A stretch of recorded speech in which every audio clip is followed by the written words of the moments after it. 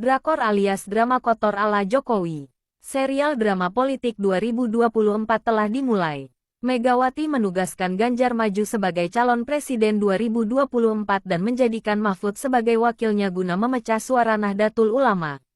Sementara Jokowi ditugaskan Megawati untuk membentuk koalisi Indonesia Maju dengan mengajukan Prabowo sebagai calon presiden 2024 berpasangan dengan Gibran anak kandung Jokowi.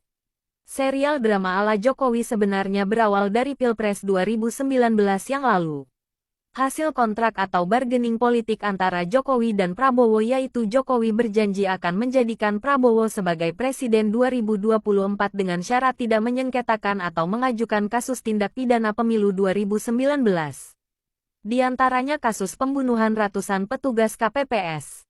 Dan Megawati pun menyadari PDIP akan tenggelam di 2024 kepercayaan rakyat terhadap partai berlogo binatang banteng itu tidak akan menang. Maka Megawati menugaskan Jokowi membentuk koalisi besar dan cawe-cawe ke ketua umum partai akhirnya terbentuklah koalisi Indonesia Maju. Drama politik pun dibuat terkesan antara Megawati dan Jokowi berseteru padahal mereka ingin menipu para pendukung PDIP yang fanatik dan bodoh. Bagaimana cara memenangkan suara di Pilpres 2024 maka Ganjar dipasangkan dengan Mahfud guna memecah suara Nahdlatul Ulama.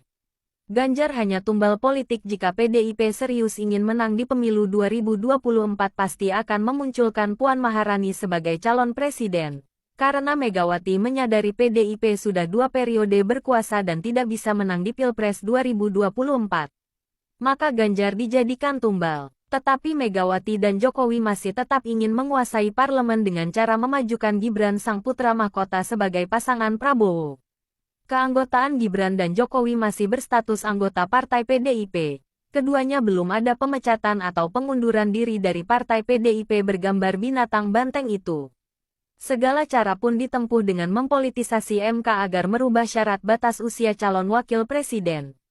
Jika MK sudah membuat keputusan maka DPR akan menyetujui perubahan PKPU mekanismenya dibuat terbalik. Seharusnya PKPU dirubah dulu baru MK mengeluarkan keputusan.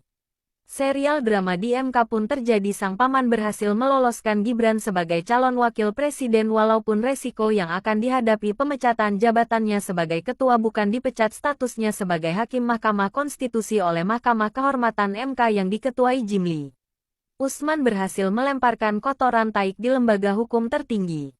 Keputusan yang dikeluarkan sudah jadi taik maka pemilu 2024 berjalan di atas kotoran taik yang dilemparkan Usman itu.